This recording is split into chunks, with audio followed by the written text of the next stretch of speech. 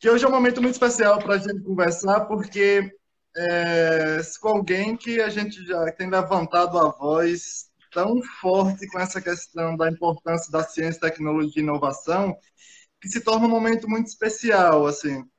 Em particular, eu sempre brinco, Ciro, que, poxa, eu fui um menino ali, vendendo geladinho na feira pública, vendendo, sabe, coco, manga, e eu poder, por exemplo, te encontrar em Oxford e conversar sobre ciência e tecnologia, fazer uma carreira, isso deve ser a ciência, sabe? Deve ser o foco no estudo e o suporte científico, assim, sabe?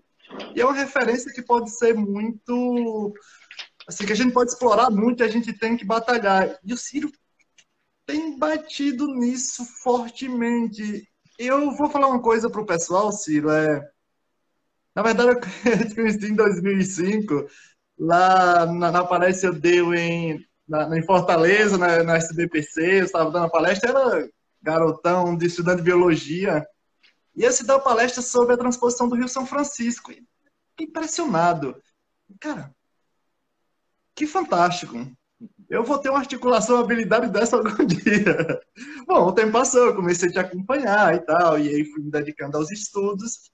Ó, pessoal, em 2017 eu tive o prazer de encontrar com Ciro Gomes na Inglaterra, em Oxford, no evento Brasil UK.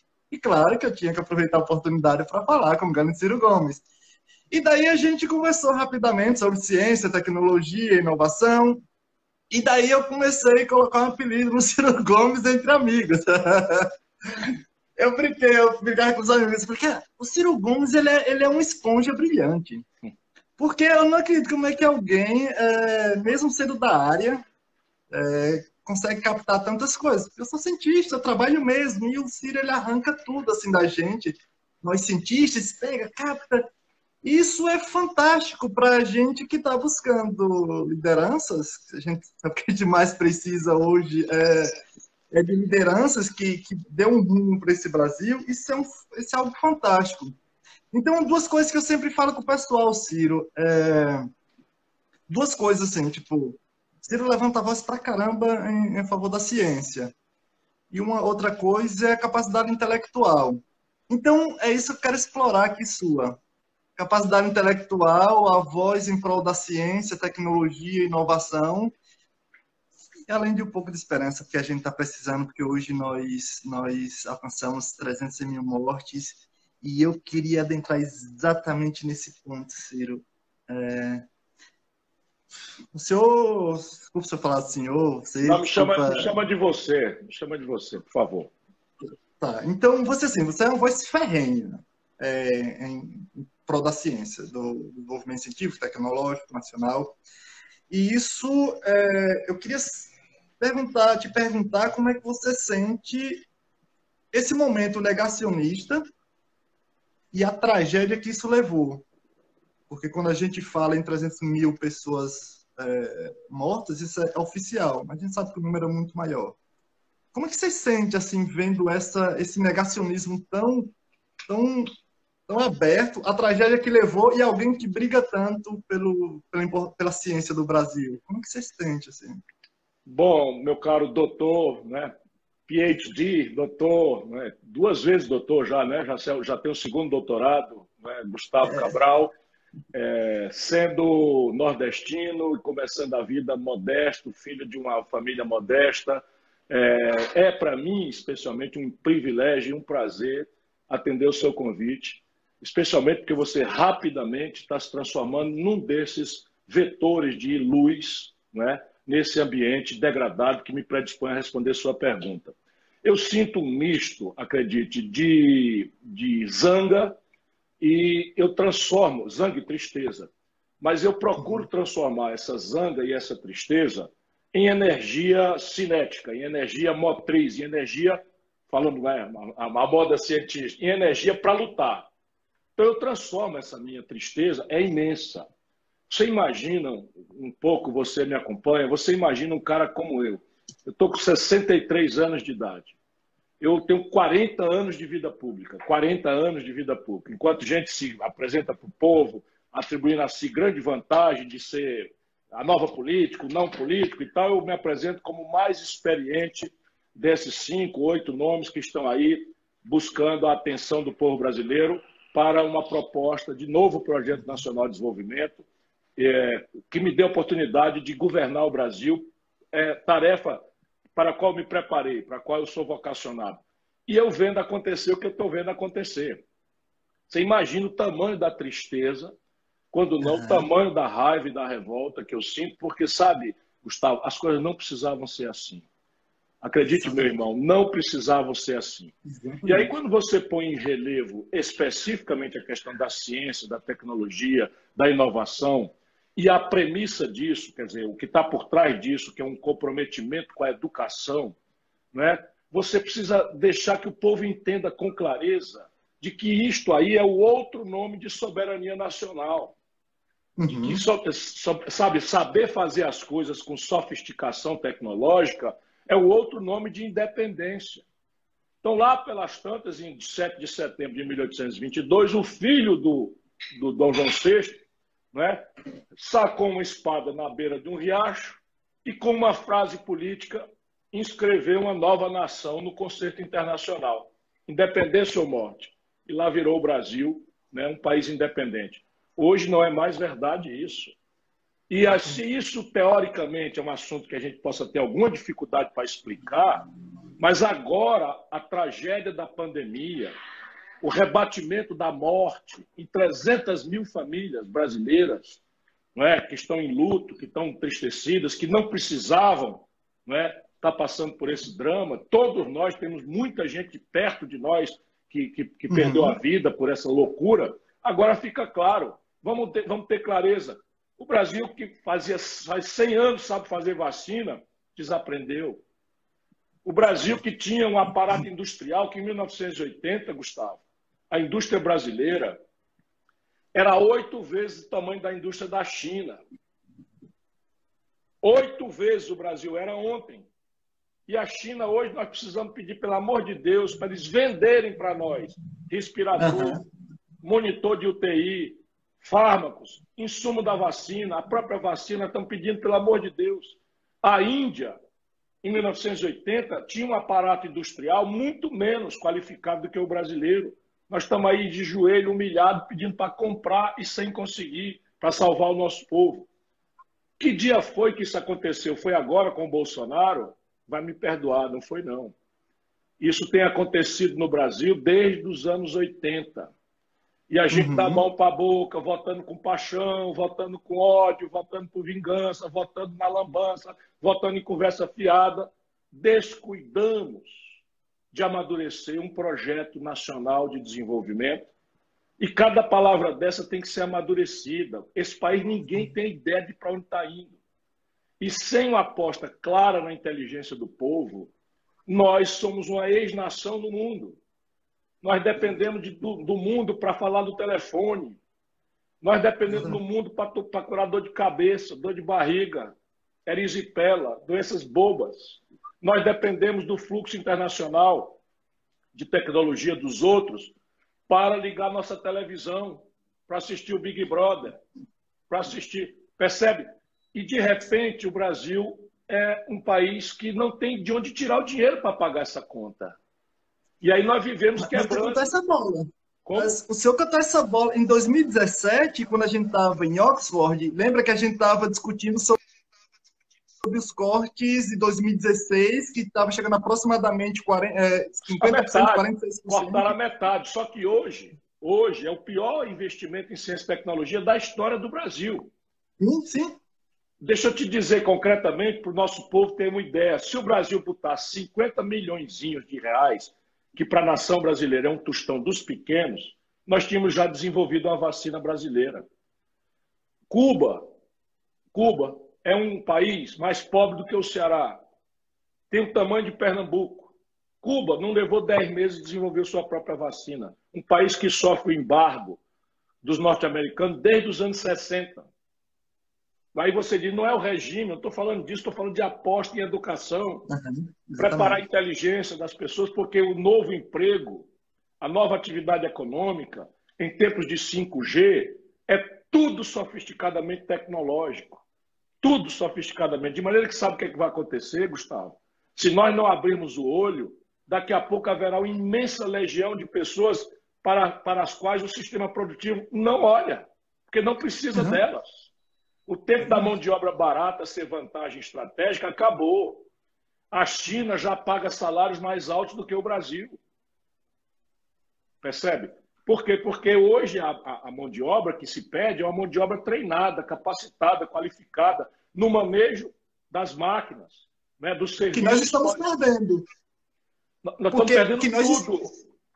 porque muitos amigos que tiveram essa formação de fazer, sei lá, 2, 3 pós-doutorados no exterior, tentam voltar para o Brasil e chega aqui, vão embora. E esse é um prejuízo incalculável, porque imagine, o prejuízo que é para formar uma pessoa que nem eu. Quando está no momento para produzir, para devolver o Brasil, você vai embora, o outro país só paga o salário. E as coisas são o oposto no mundo. O oposto. Exatamente. Os indianos, o governo da Índia, está pagando bilhões de dólares para mandar seus estudantes estudar nas melhores universidades do mundo e traz de volta, já com a condição de empreender ou de ser empregado, para desenvolver aquilo que eles entenderam que são as suas especializações produtivas mais relevantes. Eles são campeões mundiais de software, por exemplo, né? São campeões mundiais de manipulação de TI em matéria de call center, com inteligência artificial, etc, etc, etc, tirando algoritmos para minimizar os tempos de resposta, desenvolve sotaques conforme o mundo peça esses sotaques, etc. Os chineses estão fazendo a mesma coisa.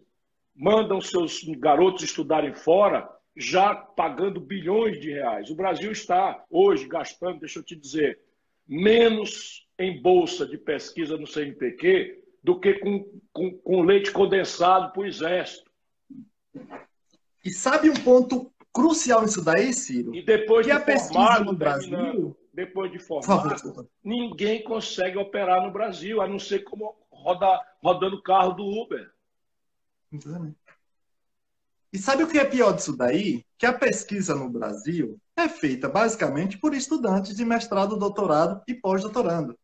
Então, se a gente, por exemplo, eu tenho minha equipe, outro ponto interessante, a gente, por mais que eu forme, monte o projeto, consiga o verbo, consiga financiamento, monte equipe, que a gente vai precisar de estudante de mestrado, doutorado e de pós-doutorando. Quando você corta o investimento nisso, as bolsas, acabou.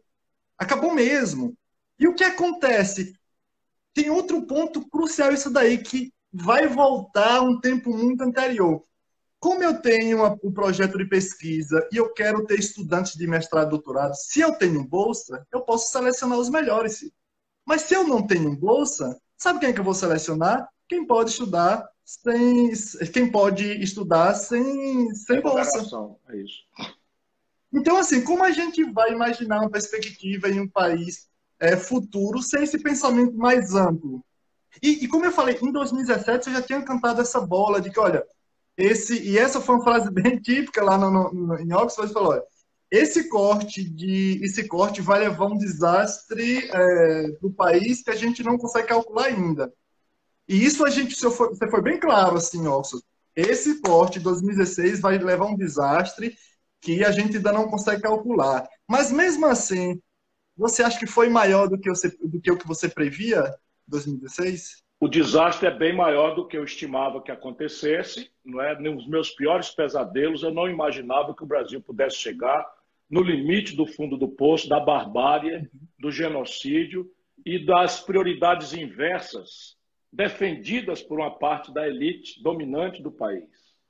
Porque, sabe, essa elite dominante do país conhece o mundo.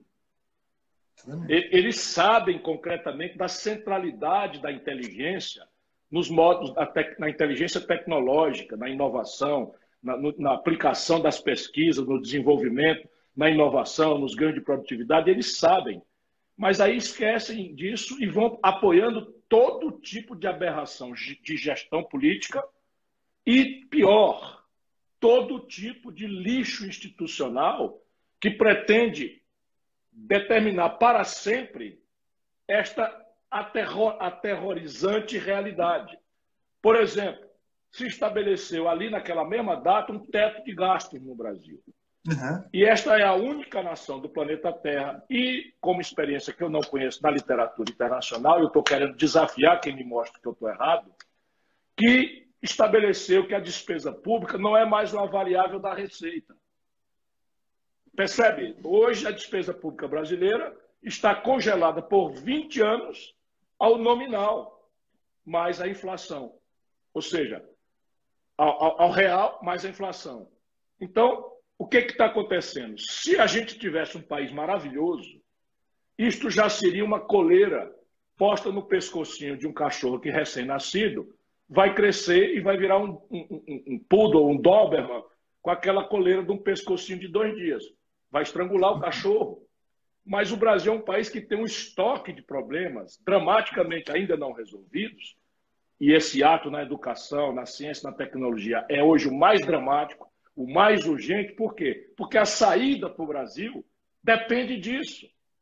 Uhum. Alguém passa na cabeça de alguém que o país vai pagar o modo moderno de produção, de consumo que o nosso povo aspira, que a única coisa que está globalizada é a informação de um padrão de consumo sofisticado que a nossa população aspira a consumir.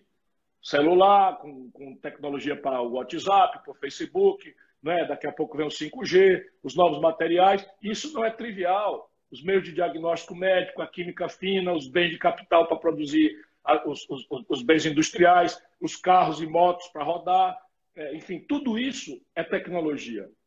Se o Brasil deserta disso, com que dinheiro, meu irmão, nós vamos pagar isso? Com dinheiro de mineração, de bode, de frango, de milho, de soja? Essa conta não fecha. Ciclicamente a gente tem uma ilusão, como aconteceu no primeiro período do Lula, né? A China bombando, os preços dos produtos tradicionais brasileiros explodiram, porque a China puxou esses preços para cima, e aí daí veio o dinheiro que pagou um pouco um momento de conforto do consumo do povo. Quando a crise de 2008 impactou a China, e a China sai do mercado comprador, pelo menos com a intensidade que estava, os preços dos nossos produtos tradicionais, petróleo, minério de ferro, soja, milho, boi, despencaram, e esse filme quebrou, quer dizer, esse filme de terror aconteceu com o mesmo partido que governava antes e que fez a farra do consumo e que agora tira a população e deixa a população desiludida. Eis aí a chave. Quer consertar? Para consertar, nós precisamos apostar na inteligência do povo brasileiro. Então, Ciro, e essa acho que você entrou no ponto crucial. O país ele não vai rodar se não tiver a inteligência do povo brasileiro como motor. Não vai para frente, a gente não tem condições de competir. Olha para nós aqui, a gente se comunicando. Isso é resultado de ciência, tecnologia e inovação. Isso é tudo importado. E aí onde entra... É importado hoje, Gustavo, estou te interrompendo, mas só nesse ponto. É importado hoje, mas quem financiou a internet foi o Estado norte-americano. Quem financiou o celular foi o Estado Nacional norte-americano, a pretexto de defesa, de corrida aeroespacial, e aí eles terceirizam, estendem para a iniciativa privada, e a iniciativa privada explode. No Brasil, nós caímos no conto do vigário de que existe possibilidade de você avançar em educação, ciência e tecnologia com o espontaneísmo individualista do mercado. Nunca fez isso na história da humanidade, não sabe fazer, não é capaz de fazer e nem é justo, diga-se a bem da verdade, que se exija dele que faça. E aí acaba nos condenando, a mim e as futuras gerações, a ser consumista do resultado da ciência externa. Porque, como você falou logo do início, a gente fala, olha, quando eu escutei aquela expressão vacina, eu olhei assim e falei, não é possível. Porque a gente consome 1/3 dos produtos que a gente precisa para produzir qualquer coisa aqui no Brasil, e nessa parte médica, desde a parte experimental, 1/3 dos insumos vem da China. Então a gente vai lá, 10, 12%, Índia, Alemanha, depois os Estados Unidos. E aí eu fico pensando, nós estamos condenados, nesse caminho, nós estamos condenados, a mim e as próximas gerações, a consumir os produtos, o resultado da ciência do exterior. Isso é um prejuízo incalculável. Se a gente for buscar investimento de equipamentos médicos, das empresas que mais investem. Uma das empresas que mais investem. Gustavo, o problema não é só que isso já é em si uma aberração da gente estabelecer uma dependência da inteligência tecnológica de outros países. Isso já em si é uma aberração que a gente sente agora.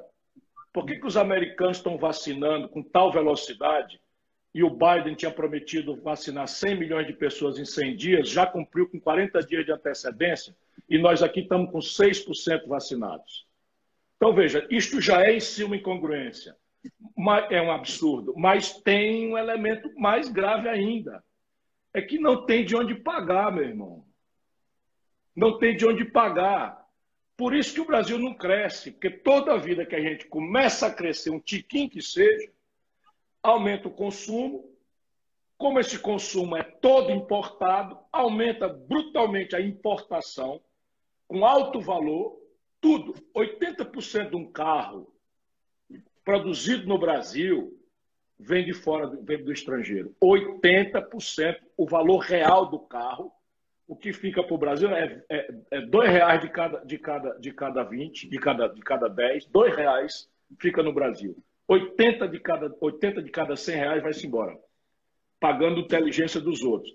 E com que dinheiro nós vamos pagar isso? Porque isso tudo tem que ser pago em dólar. De onde é que vem esse dólar? Aí eu vou dizer de novo, produtos tradicionais, milho, soja, boi, minério de ferro in natura, que a gente tira do chão do Maranhão, do Pará, bota num trem, bota num navio, esse navio atravessa o canal do Panamá, vai deixar isso na China, a China industrializa e vende e já domina 20% do mercado de aço plano, que é um semi-elaborado, do Brasil. Veja onde nós estamos. Eles compram minério de ferro nosso, tem um preço altíssimo para carregar de ida, mas só porque agregam valor na indústria, já comeram 20%, mais de 20% do mercado de aços planos do Brasil. Isso é em tudo. Isso é em tudo. Então, quando a gente tem uma ilusão dos preços altos, a gente fecha a conta e vai fazer de conta que temos governos populares. Fernando Henrique, no primeiro momento do Real, o lulopetismo, no primeiro momento do Lula, depois quebra. Fernando Henrique quebrou o Brasil, a Dilma quebrou o Brasil, e agora isso está chegando num limite em que nem mais essa folgazinha consumista e ilusória nós vamos ter. Quer números? O Brasil, quando tinha um projeto de industrialização, que fez uma aposta, não é, em se modernizar, na contramão das interdições do mundo, que era muito mais difícil na época, cresceu durante meio século, 6,5% ao ano, em média. E supõe que em determinados momentos de crise, como 29, 30, que caiu, o Brasil chegou a crescer 15% no único ano.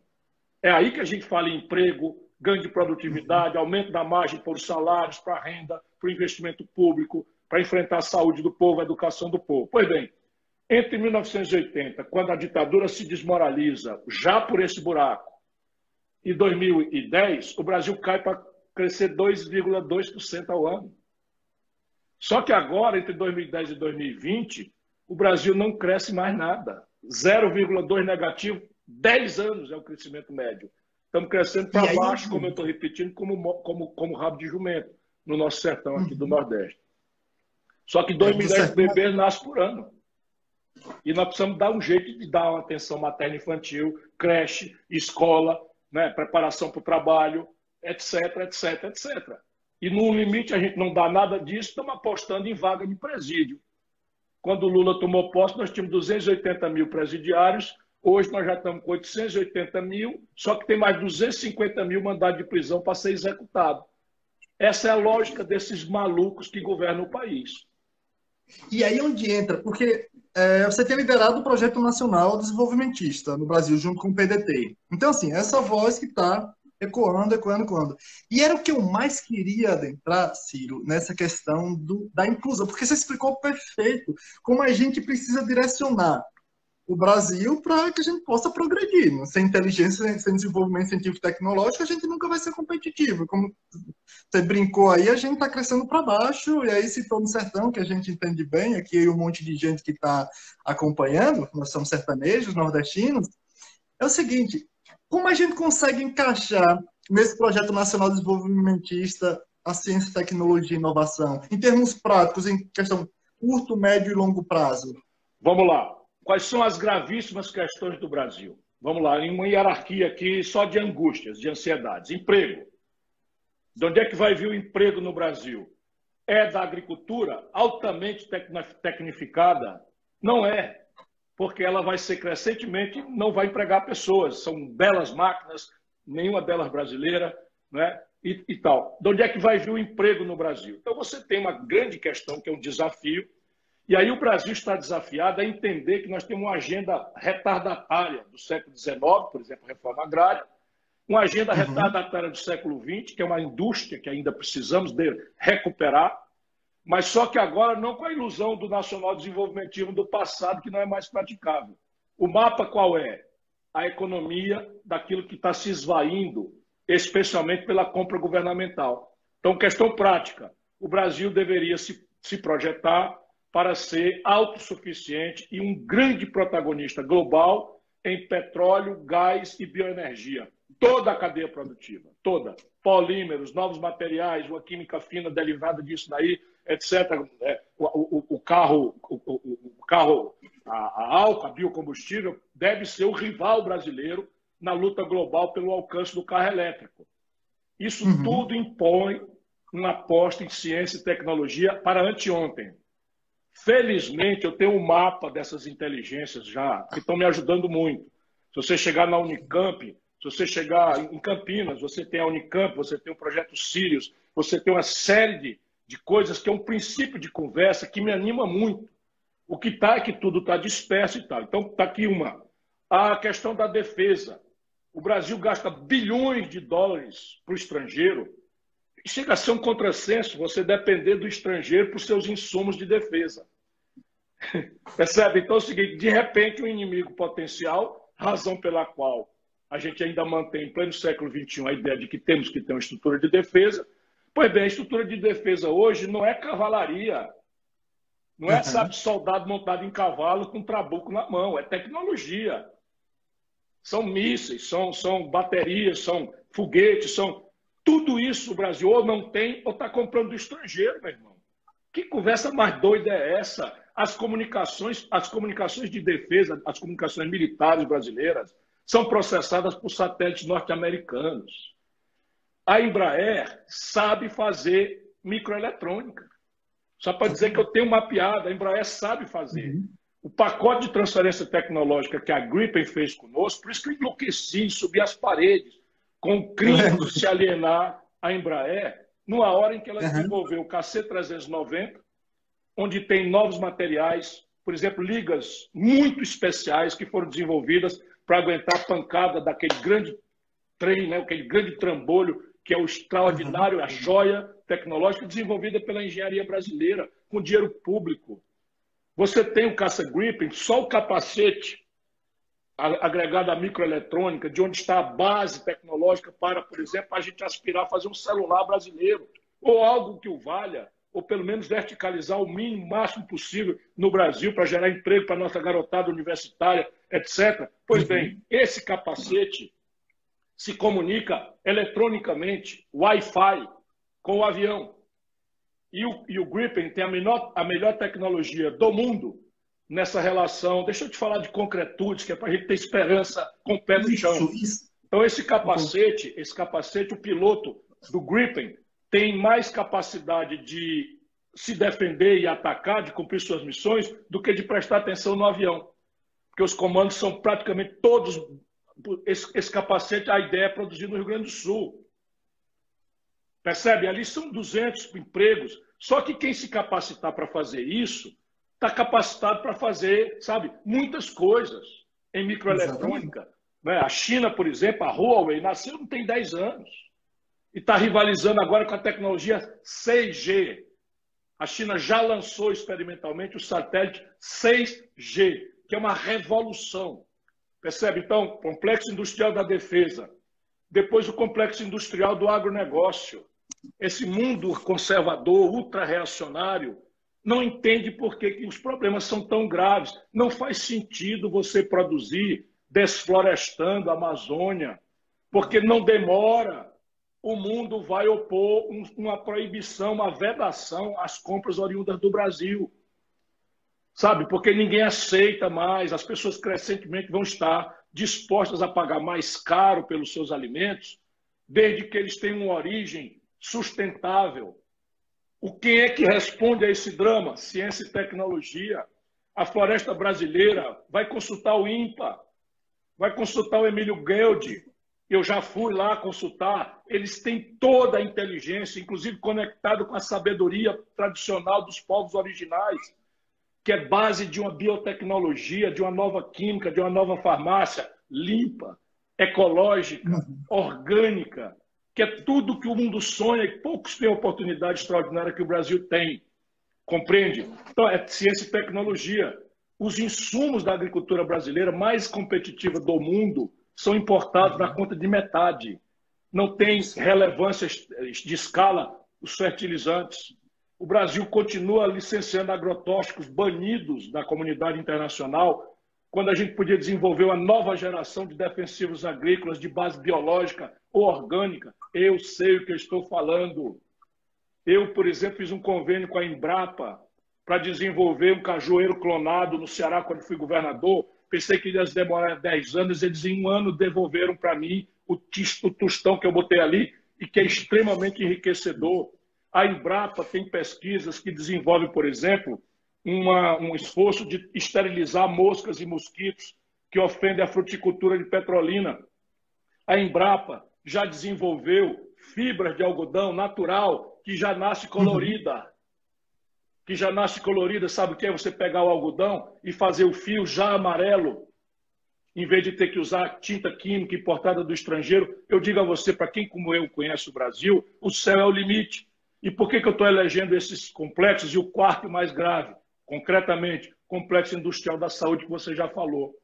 Sabe quanto é que o Brasil, fora da pandemia, manda para o estrangeiro só o governo federal, comprando coisas cuja propriedade intelectual 80% está vencida, a patente. 17 bilhões de dólares. Multiplica por 5, dá 50 mais 35, 85 bilhões de reais por ano.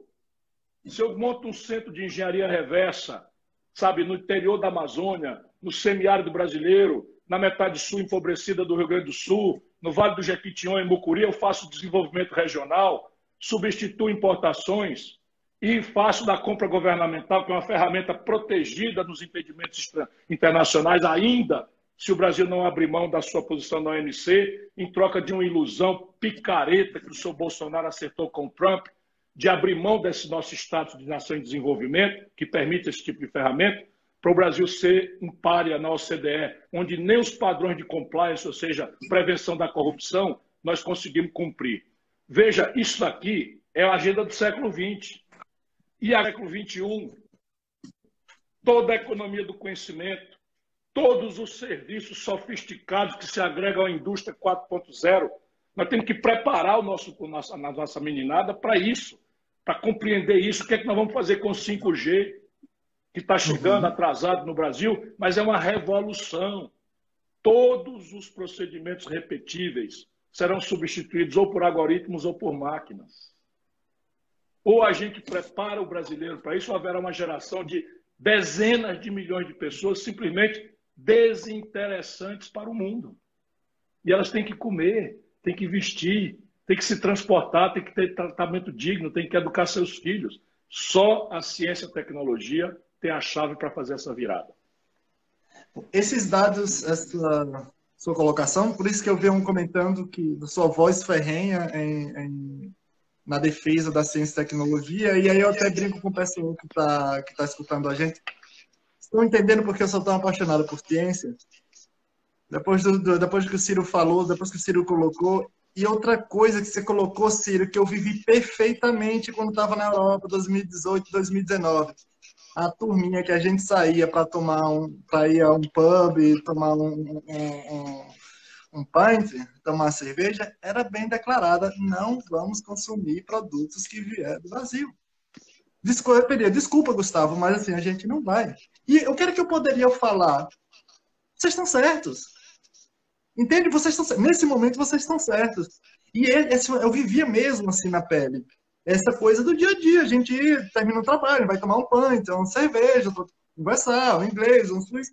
E era bem declarada, não importava a origem. Se era inglesa, era claro isso na turma mais jovem. Era claro, e a gente vivia isso na pele.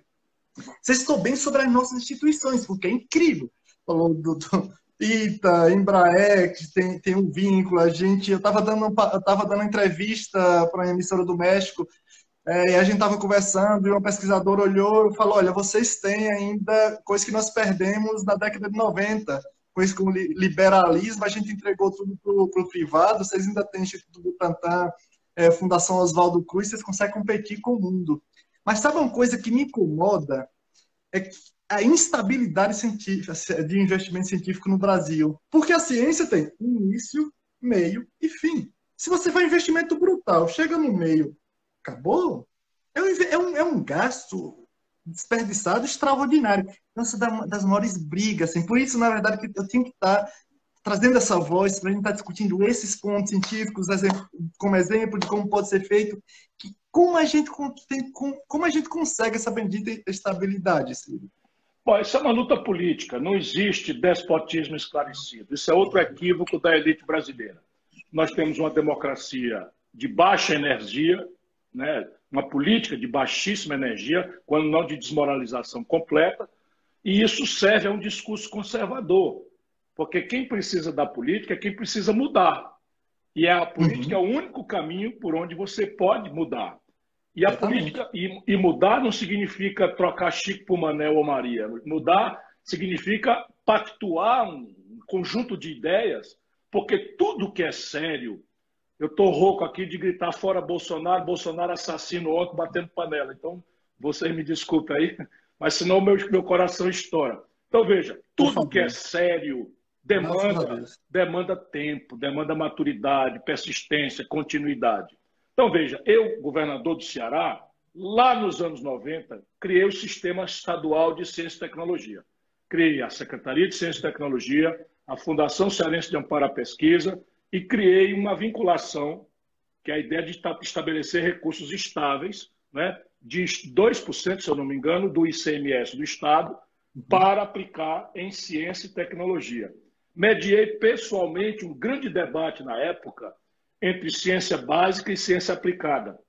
Porque, ainda que eu seja uma pessoa que cultiva o iluminismo, não é? Eu achava que a ciência básica é uma coisa que o Ceará podia aproveitar dos outros. E que nós tínhamos urgências trágicas, tipo, enfim, como resolver a seca, como resolver variáveis sobreviventes ao semiárido, como desenvolver um lugar, né, diversificar, enfim, uma série de questões. A primeira patente registrada foi na minha época, a Universidade Estadual do Ceará patenteou um meio biológico baseado em água de coco para inseminação artificial de caprinos, ovinos, se eu não me engano, enfim. E eu não fiz isso com autoritarismo, eu mediei e achamos uma boa relação, porque a ciência básica é a mãe da ciência aplicada e eu sei bastante bem disso, apenas eu queria dividir as tarefas, achando que São Paulo podia gastar mais em nosso nome do que o Ceará. Enfim, mas evidentemente eu não poderia ser obscurantista de não fazer isso. Até porque vocês lotam o ITA, né?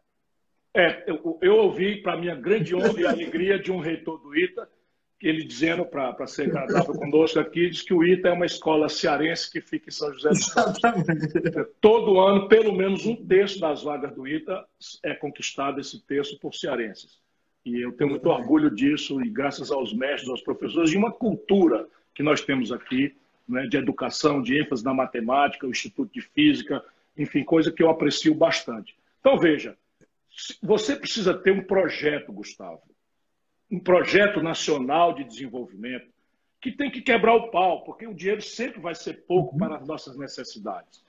Então, é preciso ajuizar fora de lobbies, de grupos de pressão, e o país, ao celebrar um projeto, ele vai definir, legitimado, porque haverá um grande debate, se eu puder ajudar a fazer isso, qual é a linha de prioridade que justifica um sacrifício contemporâneo de quem pode fazer, para que no futuro o país possa apressar sua autonomia tecnológica, sua inteligência e sua qualidade de vida. Né? Nós estamos falando de vida, sobrevivência, qualidade de vida para o nosso povo. E aí o processo de orçamentação tem que vir coerente com isso. Eu digo a você, para choque seu provavelmente, isso não existe no Brasil. Hoje está em deliberação no Congresso Nacional o orçamento do ano. 3 meses atrasado, já do exercício, o exercício dentro de 3 meses, janeiro, fevereiro, março. Setembro, outubro, novembro e dezembro, 4 meses para trás que o governo propôs, são 7 meses agora o Congresso está votando. Primeiros highlights, primeiras manchetes. O Brasil vai entregar 1/5 de todos os seus investimentos, que já é o menor volume da história, para as Forças Armadas. Então é o seguinte, tudo no Brasil vai ser 4/5 e as Forças Armadas ficarão com 1/5 de todos os investimentos. Esta é a prioridade do país? A mim me parece que, se perguntar para o povo, saúde, me parece que explode com grande evidência. Pois bem, a saúde está tendo um corte, inclusive em termos reais e nominais, de próximos 70 bilhões de reais. No auge da pior crise de saúde pública da história da humanidade e do Brasil, sem rival, a proposta orçamentária está propondo um corte no executado do orçamento da saúde. Quer mais? Há um corte profundamente constrangedor que vai descontinuar serviços básicos da estrutura da Universidade Brasileira. Estão cortando agora. E cadê o povo? Percebe? Esse é o grande problema. Democracia não é um regime de concessão. Democracia é um regime de conquista. Supõe um cidadão informado, ativo, disposto a lutar pelos seus direitos, pelos seus interesses estratégicos. E, infelizmente, nós no Brasil estamos divididos entre o bolsonarismo boçal e uma saudade afetuosa do lulopetismo. Um bolsonarismo boçal e burro, né? Porque assim, a gente está matando. Simplesmente nós estamos matando. O Brasil está sendo levado a ser uma ex-nação. Exatamente. Então, assim, chegou um nível, você falou sobre os cortes. No final do ano passado, teve o desbloqueio do contingenciamento para o investimento no Fundo Nacional de Desenvolvimento Científico e Tecnológico, primeiro que é um absurdo ter um contingenciamento de fundos para o desenvolvimento científico e tecnológico em pleno 2020 e pandemia. Já não deveria ter, tudo bem. O Congresso foi lá, aprovou que deveria descontingenciar e não poderia haver mais contingenciamento. Bolsonaro vetou. Claro. Bolsonaro vetou. Claro. Mas é isso, é o que eu estou lhe dizendo. Que o Bolsonaro faça essas loucuras, nós já mais ou menos sabemos que vai fazer, né? E temos que lutar contra. Eu já estou no estágio adiante. O que é que nós vamos fazer para que o Bolsonaro não seja tão trágico e não faça a consumação tão deletéria, né, dos seus atos genocidas para salvar centenas, 200 mil, 300 mil pessoas? Quantos mais vão morrer? Né? Quantos mais vão morrer? Ou comprometer estruturas estratégicas do país, como a Amazônia. Não é? Nós estamos aí com maior volume de desflorestamento. Caiu um tiquinho por razões econômicas.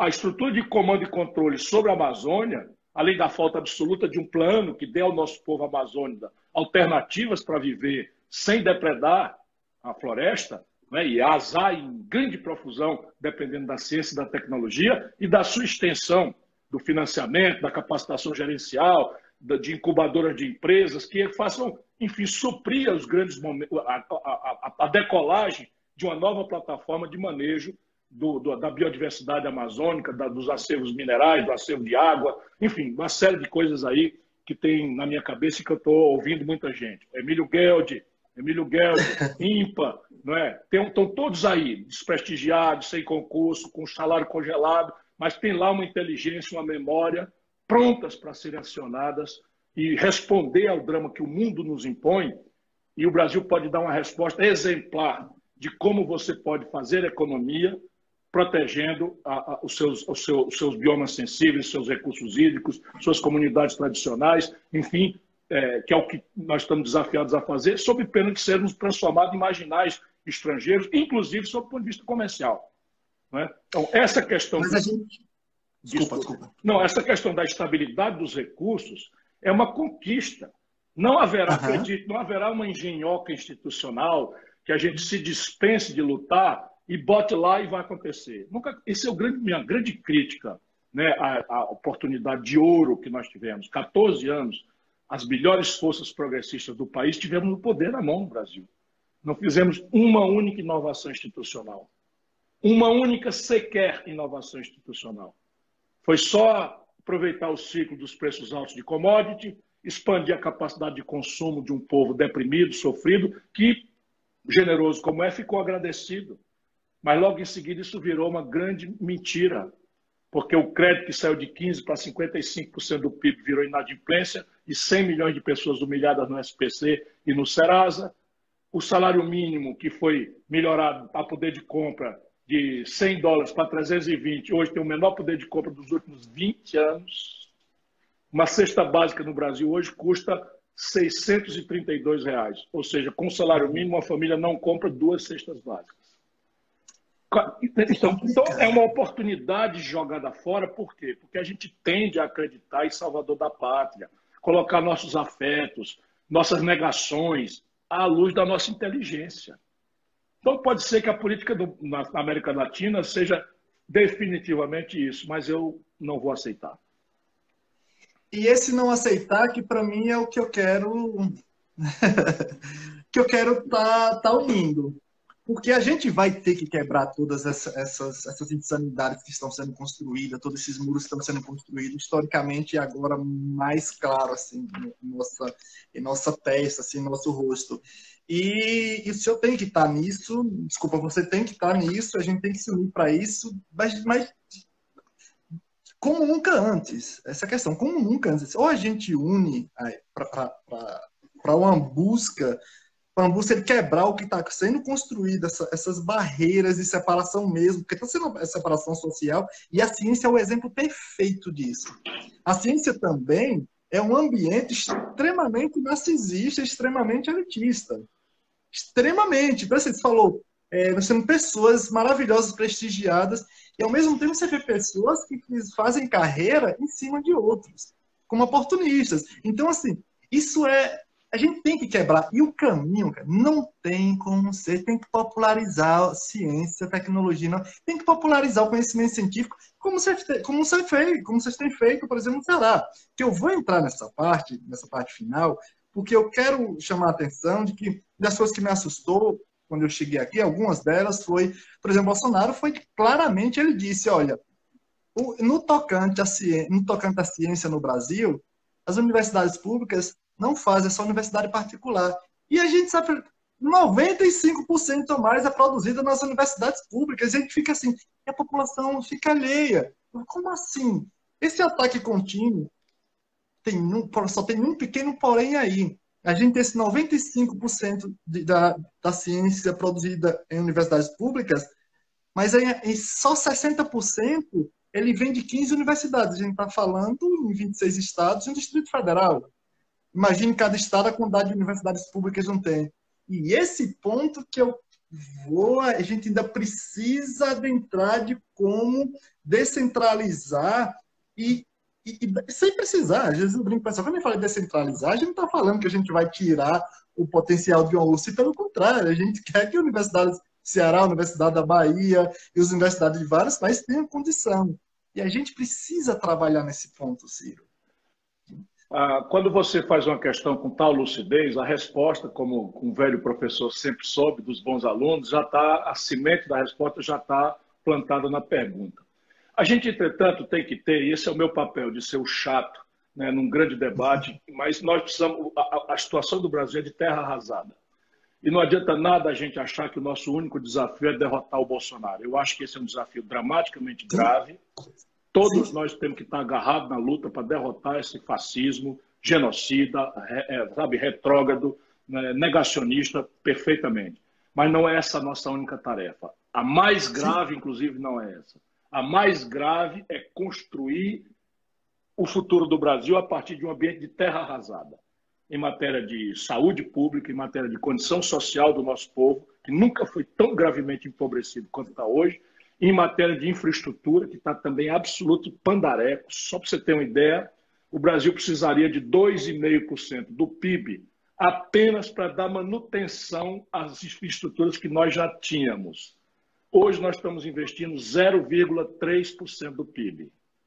Então, imagina o por fazer que temos a partir de se ganharmos a primeira missão, que é derrotar o Bolsonaro. É um imenso esforço, é um esforço extremamente arriscado politicamente. Por isso é que é preciso que a gente seja chato agora para construir com muita solidez uma proposta, as bases na opinião pública de um projeto de desenvolvimento nacional. E aí alguns desafios. Por exemplo, o Brasil é o 13º país do mundo em publicação de pesquisa, de papers. Isso é um belo de um feito, mostra que há uma inteligência, aquilo que eu já citei. Exatamente. Há uma inteligência fecunda, poderosa no Brasil. 13º lugar do planeta Terra, com todas essas precariedades em matéria de produção de trabalho científico, é um belo de um recorde. Agora nós somos, antes da tragédia Bolsonaro, nós tínhamos o lugar 76, 76º lugar do mundo em registro de patentes. O que é o registro de patentes? É você transformar a pesquisa, a ciência, em tecnologia, em inovação, em utilidade para o povo. E essa é a melhor forma de a gente fazer com que o povo brasileiro, entre tantas e tão graves emergências, hoje é com meia emergência mais grave. Você imagina nós todos dizendo, fique em casa, lave as mãos, para uma população que não tem o que comer, em que 10 milhões de lares não têm água encanada, meu irmão. 10 milhões de casas não têm água encanada. E a gente às vezes esquece, tem que lavar a mão com álcool gel. Álcool gel da onde, carapalho? O cara não tem sabão, não tem água tratada, vai na bica do vizinho para fazer um balde d'água que vai servir de lugar para o Aedes aegypti, para o mosquito, pôr os ovos. Essa é a vida do Brasil. Enquanto esta elite brasileira, insensível, apátrida, sabe? Faz esse conjunto institucional de aberrações, como nós temos assistido no Brasil, recentemente, outra emenda à Constituição, que transfere para o lombo do servidor público o financiamento de R$150 de socorro emergencial por 3 meses. Quando o setor financeiro do Brasil ganhou, na pandemia, 100 bilhões de reais de lucro. E, meu irmão, se você pensar que nós temos que construir um caminho, é preciso saber que nada do que está errado aí está errado, porque tinha um manual de fazer certo. E o Bolsonaro é tão calhorda que faz tudo errado. Ah, se fosse só isso. Não é não. É que a correlação de forças no Brasil faz com que nós cá embaixo sejamos enfraquecidos pela nossa incapacidade de botar o povo na jogada. É isso que nós temos que fazer, botar o povo na jogada, mostrar para o povo que a aposta em ciência e tecnologia é uma aposta em saúde, é uma aposta em segurança, é uma aposta em educação, é uma aposta em emprego decente, de um salário decente. Percebe? Só isso vai justificar que a população venha em nosso socorro na disputa com os políticos pelo orçamento. E esse eu sinto, assim, eu tenho isso bem na pele, Ciro. Se perguntasse para mim, eu tenho 39 anos, completei 39 anos. Eu terminei o... eu terminei o segundo grau aos 22, eu trabalhava e tal, não tinha como concluir, assim, não dava para mim. E se você me perguntasse aos 19 anos, eu trabalhando na feira, eu morava sozinho, não tinha saído de casa, não dava para estudar e tal. Se você me perguntasse, você quer morrer de fome ou você vai morrer com coronavírus? Eu ia falar, eu morro com coronavírus. Mas eu não vou morrer de fome. Isso é uma coisa que, assim, quando as pessoas comentam isso, eu compreendo bem. Assim, eu compreendo bem. Por isso a gente precisa trazer o povo para a jogada e fazer esse link, trabalhar com as pessoas, com a população. Não tem possibilidade alguma da gente ter uma evolução sem a população na jogada, como você falou. E até para a gente chegar numa posição de liderança, como a gente... Poxa, eu tenho uma equipe que eu trabalho, eu coordeno o desenvolvimento de pesquisa aqui no Brasil, a gente desenvolve tecnologias, a gente trabalha com essa questão de ciência, tecnologia, de patentes, até a gente chegar, até pelo meu sotaque, engraçado, que eu escutei cada coisa sobre o meu sotaque, tem um olhar diferente. Então, assim, a gente tem essa história que a gente precisa mesmo trazer as pessoas para ocupar, mas também tem a esperança. E não há esperança sem educação. Não há ciência e tecnologia, não há ciência, tecnologia e inovação sem educação de qualidade. E, bom, da educação de qualidade você entende bem, né? A gente está falando com o Ciro Gomes, que, pô, Ceará é a melhor educação de base do Brasil. Desculpa, eu sou nordestino também, então é um orgulho danado disso. Eu brinco com isso assim, mas é no Nordeste que a gente tem a melhor educação do Brasil. Isso, Ciro, só para a gente concluir essa parte, porque por mim eu ficava aqui até amanhã e tal, porque é uma aula que a gente. Estou começando, eu tenho 39 anos, a gente está na labuta começando, e é uma aula que você está dando e instigando para a gente ter mais forças ainda, para lutar. A gente não pode parar de forma alguma. Então, eu queria mesmo, assim, para a gente chegar a essa conclusão, ter essa referência do Ceará como a melhor educação do Brasil. Isso é esperança? Isso é esperança para a gente chegar no Brasil inteiro, Ciro? Com essa educação? Veja, deixa eu fazer um registro aqui, porque eu fui informado agora que está nessa live um dos amores mais extremos da minha vida, que é a grande cantora maranhense brasileira do mundo, Alcione, a nossa Marrom. E foi vacinada hoje. Foi vacinada hoje, amor da minha vida, que Deus te cubra de toda a bênção, de toda a saúde. Essa é uma figura maravilhosa e é mencionando Alcione. Podemos dividir um pouquinho? Lá, naturalmente. Mas assim, por que eu não só tenho fé no Brasil, mas tenho coragem, sabendo o que eu sei, de pedir ao povo a oportunidade para ser presidente do Brasil? Eu não tô louco, eu sei o tamanho do buraco, eu sei o tamanho da ameaça, eu sei o tamanho das possibilidades de fracasso.